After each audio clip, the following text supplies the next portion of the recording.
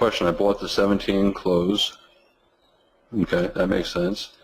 For a swing trade using a wide stop and scaled in on the way down and took the loss. Okay, now my only concern about that was I mentioned at the time, I don't know if you were in the room at the time, I mentioned that the bars were fairly small and it's probably a bull leg in a trading range.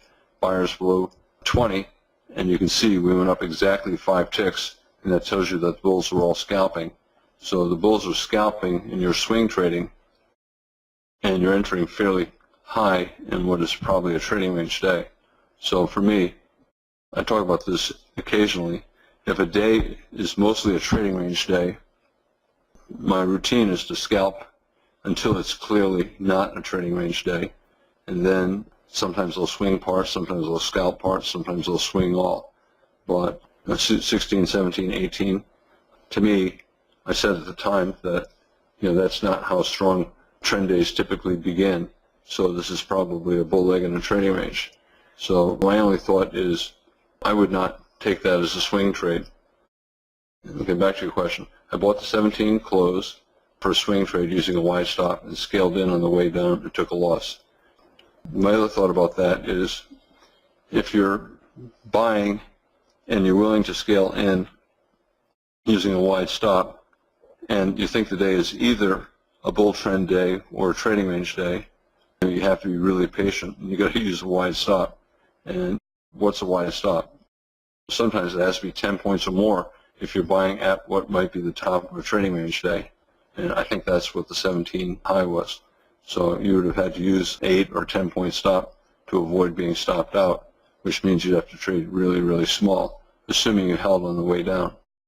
In a situation like that, if I buy that 17 close and then I see 3 or 4 bars, and I think we're always in short, I'm just going to get out and take the loss. I'm certainly not going to scale in.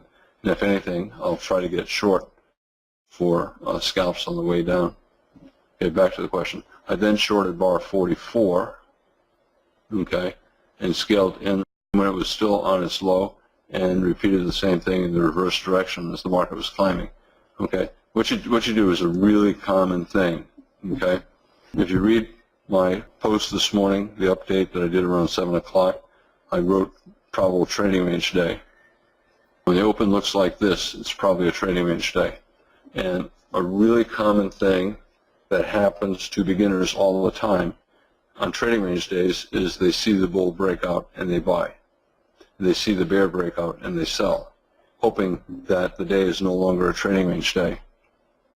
But 80% of the time, remember my 80% rule, inertia rule, 80% of the time, strong breakout attempts up and down in a trading range day fail.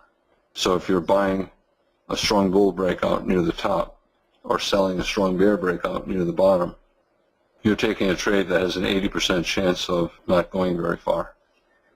I understand what you're doing. You're saying, okay, I'm starting out, it's better to swing trade than to scalp. But if you're swing trading and the day looks like this, do you think it's going to be a bull trend day, or do you think it's going to be a trading range day? And when the breakout is small like that, do you think it's going to be a bull trend day, or do you think it's going to be a bull leg in a trading range? And it's probably going to be a bull leg in a trading range. On the way down, when you see a sell-off that looks like this, where are the big consecutive bear bars closing on their lows?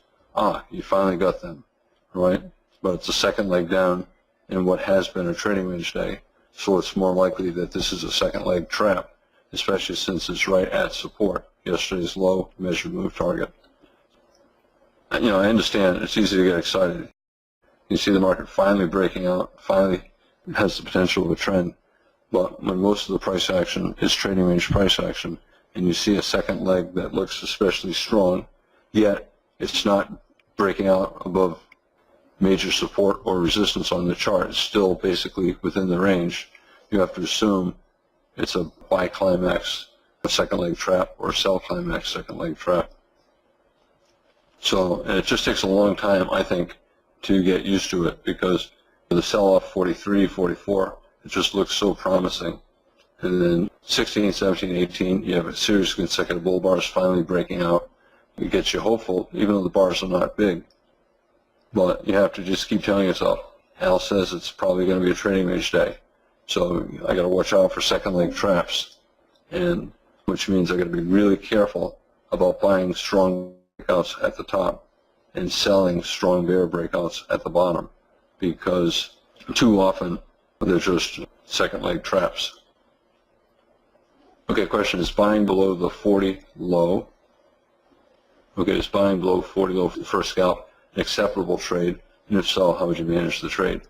A lot of times in trading range days, between 10 and 11 o'clock, you get a strong breakout like that, okay? And it looks like the day's turning into a trend day. This is really, really common in trading range days. It's a trading range day at that point, and it tries to become a trend day. And so if you're buying for a scalp, what do you do? How do you manage it? And then you see 3 consecutive bear bars. Either you get out on the close of the third bear bar, 42, or you get out below 42, and guess what? That's what happened on 43. A whole bunch of traders said, I don't like 3 consecutive bear bars.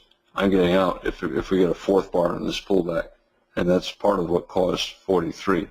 So if I bought the 40 low looking for a scalp, and then I got 3 bear bars, 40, 41, 42, 42 closing on its low, at worst I'm going to get out 1 tick below 42, and that's what everyone on the planet did over here. So everybody did that. So for me, that's the management. And if anything, I'd get out here, right? I would be starting to think it's probably a second leg trap. There are probably buyers below 34, probably buyers below 1. I'm going to get ready to look to buy, either above 45, a bull bar, and you got legitimate scale-in bulls here, scale-in bulls here. So we'll probably get back to here, maybe all the way here, and scale-in bulls will buy above a bull bar, and they bought here, right? So I would be looking again to buy. I would get out. I would take the loss up here had I taken that buy, but I would be ready to buy again.